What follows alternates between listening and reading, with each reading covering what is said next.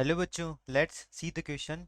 A force F acts on two particles of masses m and 4m moving at the same speed but at right angles to each other, as shown in figure. The force acts on both the particles for a time t. Consequently, the particle of mass m moves with a velocity 4v in its original direction. Find the change in kinetic energy of the system. तो अभी हम यहाँ पर question हमको given है कि दो particle है जिसका मास, एक का मास m है, दूसरे का मास 4m है। दोनों एक दूसरे के राइट एंगल पर v वेलोसिटी के साथ मूव कर रहे हैं। एक फोर्स इनके ऊपर अप्लाई किया गया टाइम t के लिए, और इस फोर्स के बाद जो फर्स्ट पार्टिकल है वो सेम डायरेक्शन में मूव करता रहता है 4v वेलोसिटी के साथ, और सेकंड पार्टिकल का डायरेक्शन क्या हो जाता है, चेंज हो जाता है। हमको फाइंड आउट करना है कि इनिशियल और फाइनल के बाद जो काइनेटिक एनर्जी में चेंज कितना होगा। तो यहाँ से हमारा की कॉन्सेप्ट हो जाएगा, वो हो जाएगा change in kinetic energy and Newton's law of motion. ये हमारा यहाँ पे की कॉन्सेप्ट हो जाएगा। बढ़ते हैं हम हमारे सॉल्यूशन की तरफ। पार्टिकल इसके ऊपर एक्सीलरेशन लग रहा होगा, एक्सीलरेशन कितना होगा, फोर्स अपॉन मास के इक्वल। अब ये एक्सीलरेशन क्या करेगा, कॉज करेगा change in velocity in horizontal direction. तो वेलोसिटी में चेंज होगा वो क्या होगा, change in velocity in horizontal direction. तो यहाँ पे फोर्स क्या लग रहा है, मेरा फोर्स भी लग रहा है वो हॉरिजॉन्टल लग रहा है। अब जो हमारा एक्सेलरेशन होगा वो कितना होगा, फोर्स अपॉन मास होगा। एक्सेलरेशन क्या होता है, change in velocity upon time. Change in velocity कितना है, final velocity minus initial velocity. तो V F minus V I upon T. V F कितना है, 4v minus we upon T, तो कितना हो गया ये 3v अपॉन टी आ गया यहाँ से। सेकंड पार्टिकल पे भी हमारा एक्सेलरेशन लग रहा होगा। एक्सेलरेशन क्या होगा, फोर्स अपॉन मास।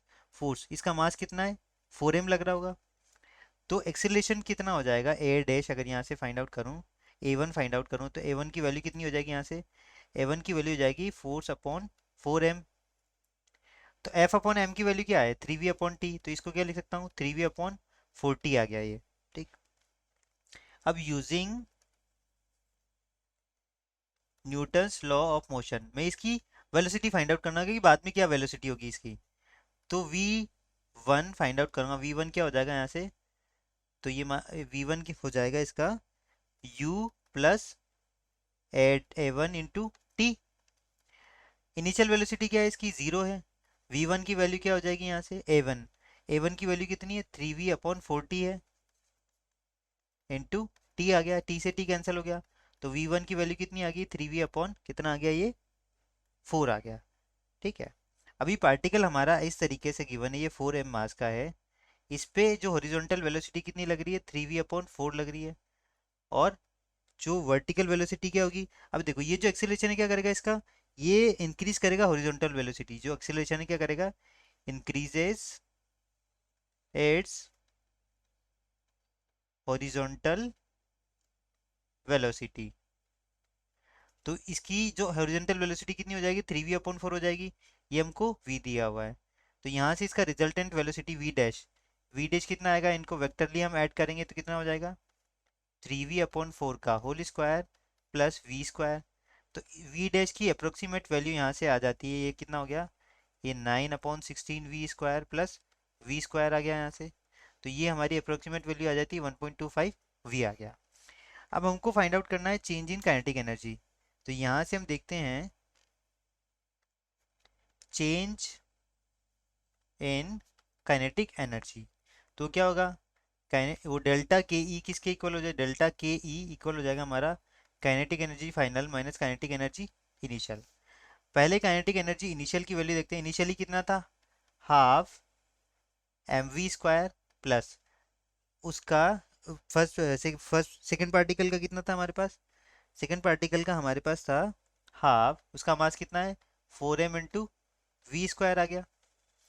अब फाइनल काइनेटिक एनर्जी हम देखते हैं यहाँ से के ई एफ, इसका मास कितना हो जाता है, मास तो एम ही रहता है लेकिन वेलोसिटी कितनी हो जाएगी, 4v हो जाएगी। तो half m into 4v² plus इसका मास हमारे पास 4m ही है, वेलोसिटी v डैश की वैल्यू अभी क्या हमने क्या फाइंड आउट की है, 1.25 v का होल स्क्वायर आ गया। तो यहाँ से जो हमारा डेल्टा के ई हो जाएगा, पहले इसकी वैल्यू फाइंड आउट करने दे, के ई इनिशियल, इसकी वैल्यू कितनी आई हमारे पास, ये आ गई हमारे पास कितना, 4m, हाँ ये कितनी आ गई हमारे पास, ये आ गई हमारे 5/2 mv²। यहाँ से काइनेटिक एनर्जी फाइनल उसकी वैल्यू कितनी आएगी हमारे पास, इसको देखते हैं, ये कितना हो गया, 16 mv² अपॉन 2 प्लस ये हो जाएगा हमारा, ये कितना हो जाएगा यहाँ से, इसको अगर हम फाइंड आउट करें तो ये 4 इंटू 1.25 का स्क्वायर, ठीक है।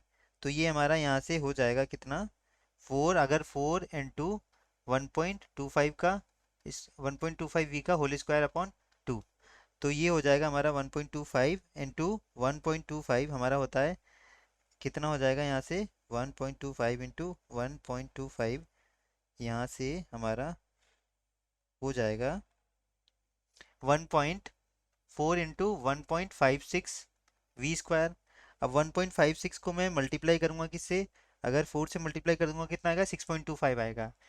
तो ये 16 mv² अपॉन 2 प्लस ये आ गया कितना, 6.25 mv² अपॉन 2, इसको प्लस करूंगा तो कितना आ जाएगा, 22.25 अपॉन 2 mv²। ये क्या आ गया मेरा फाइनल काइनेटिक एनर्जी आ गया।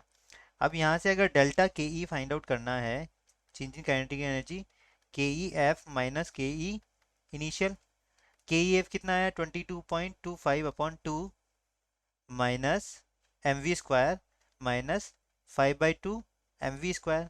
तो यहाँ से आ जाएगा 17, कितना आ जाएगा ये, 17.25 अपॉन 2 mv²।